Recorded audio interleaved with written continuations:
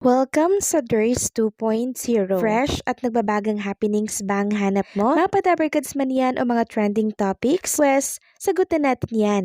Kaya naman isubscribe nyo na ang ating channel para sa mga nagbabagang balita everyday. So ayan, welcome back again sa ating YouTube channel mga Kadabarkads, and for today's video, ang pag-uusapan natin ay tungkol sa mga importanteng ganap sa loob at sa labas ng Itbulaga. At unahin na nga nating pag-usapan ang tungkol dito kay Jerome Ibardome. So kahapon kasi nag-post po si Ramon RJ Jacinto ng picture nila together ni Jerome Ibardome. At makikita at mapapansin natin dito sa picture na to mga Kadabarkads na hawak-hawak po ni Jerome Ibardome yung bagong mic na pakiwari ko ay regalo po nitong si Mr. Ramon Jacinto. And pansin din po ng mga Dabarkads yung bagong costume na suot po ni Jerome. Sabi nga dito, Elvis Jerome Ibardome is in the house. Year office today, so kahapon. And RJ gifted him with a smashing glittery golden jacket to wear for his next performance at the RJ Bistro in his own microphone set. Watch out for their joint show. So ayan, regalo po talaga ni Mr. Jacinto yung set ng mic, and syempre yung golden jacket na suot po dito ni Elvis Presley clone. So nagustuhan po siya ni RJ Jacinto, no, mga Kadabarkads, dahil lagi na rin po siyang nagigess sa RJ Bistro. And sana nga po ay maging regular performer na si Jerome Ibardome sa naturang bar. Next topic naman, pag-usapan natin ang tungkol dito sa pagpapalit po ng profile picture ni Jerome Ibardome, at mapapansin nga dito na yung costume niya, kinakopy niya po talaga si Elvis Presley na siyang hindi po nagustuhan ng ilang mga netizen. Narito ang ilang komento ng netizen. Parang mas ang black leather jacket outfit suit you best. Just like Elvis Presley, and you don't need a lot of makeup. Looking natural is already perfect. You don't even need to copy Elvis' signature style, because what people truly admire about you is your Elvis-like voice. Many around the world have tried to dress like Elvis, but none of them have that special voice like you. Sabi pa ng isa, Gen Z Elvis, congrats, pero wag na sanang ipa-costume pa ala Elvis, that would be too much. Jerome needs to have his own style, na siyang tinutulan po ng isang netizen. Sabi niya nga dito, needs to have his own style? It make no sense. Jerome is already a replica of Elvis Presley, and this is what people want. If you have seen the Elvis impersonators in Las Vegas, you can tell he's still alive. So agree ako mga Kadabarkads sa naging komento ng isang netizen na to. Siyempre, kailangan niya mga Kadabarkads na i-copy lahat ng pwedeng i-copy sa tunay ni Elvis Presley. Kasi nga po siya ay impersonator ni Elvis Presley. Kayo ba mga Kadabarkads? Agree ba kayo dito or hindi? Please comment down below. Samantalang John Jordan Abina, napansin po ni Richard Poon. So kahapon kasi mga Kadabarkads, shinare po ni John Jordan Abina ang kanyang napakasayang story sa Facebook. Sabi niya, wow Richard Poon, like my performance. So nag-like po siya sa reels ni John Jordan.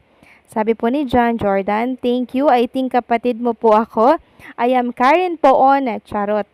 So sa mga hindi po nakakilala kay Richard Poon, siya po ay isang Filipino-Chinese singer-songwriter and TV personality. Samantalang, pag-usapan naman natin ang tungkol dito sa isang Dabarkads natin na trending nationwide ang kanyang movie na minamahal. Walang iba kundi po itong si Andres Mulak at ang kanyang katambal or ang tambalang actress na minamahal, now showing na meron pong 54.1k na post. Number 1 movie in the PH today. At ibabahagi ko nga sa inyo ang kaliwat kanan na LED billboard ng minamahal po na movie ni Andres Mulak. Andyan sa Ortigas EDSA, and syempre sa EDSA Guadalupe Bridge, Tower Boni EDSA Mandaluyong City, and Urban Deca EDSA Tower. Kaliwat kanan po ang kanilang mga LED billboard bilang pagsuporta at pagpapromote sa naturang pelikula. Samantalang next topic naman tayo, pag-usapan natin ang tungkol dito kay Maine Mendoza na kung saan ay pinayuhan po ni Anjo Eliana. Sabi nga dito mga Kadaberkads, no talk, no mistake. Ito ang payong kapatid ni Anjo Eliana kay Maine Mendoza na nakatrabaho niya noon sa noontime variety show na Itbulaga. Nakita at nabasa raw ni Anjo ang kaliwat kanan online bashing kay Maine dahil sa pagtatanggol nito sa Mr. na si Quezon City 1st District Representative Arjo Atayde. Ito ay kasunod ng pagdawit ng contractors na sina Sara at Curly Discaya sa pangalan ng actor-politician sa flood control project Anomalies. No talk, no mistake policy bilang dating katrabaho ni Maine, nag-alala at umiral daw ang malasakit ni Anjo kaya may mensahe siyang ipinarating sa TV host actress. Idinaan ni Anjo ang mensahe niya kay Maine sa pamamagitan ng kanyang Anjo and Mr. Wong Bang TikTok channel. Saad ng actor TV host, kasi nga yan, pagsasabihan, hindi ko kilala yung asawa ni Maine eh.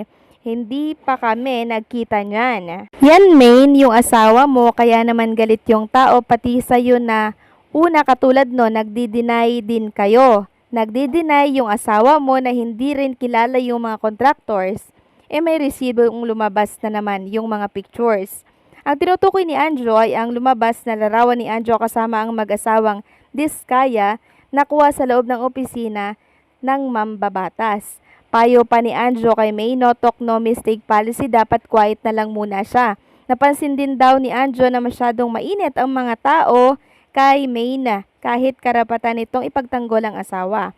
Ito ang pinagmula ng kanyang pahayag na baka hindi mo na pumasok sa Itbulaga ang asawa ni Arjo. Hindi nagkamali ang haka-haka ni Anjo dahil ilang araw nang hindi napapanood si Maine sa Itbulaga pero walang malinaw na dahilan sa hindi niya pagsipot sa noontime variety show ng TV5. So yun po talaga yung mas mainam na gawin ni Maine Mendoza, yung manahimik na lang sa isyong ito hanggat hindi po napapatunayan mga Kadaberkads, 'di ba?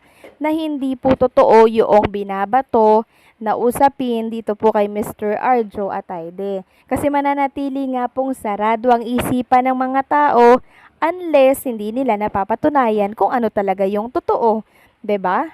Kaya tama po si Mr. Anjo Eliana na no talk, no mistake policy. Manahimik na lang muna si Maine Mendoza. So anong sa inyo dito mga Kadaberkads? Please comment down below.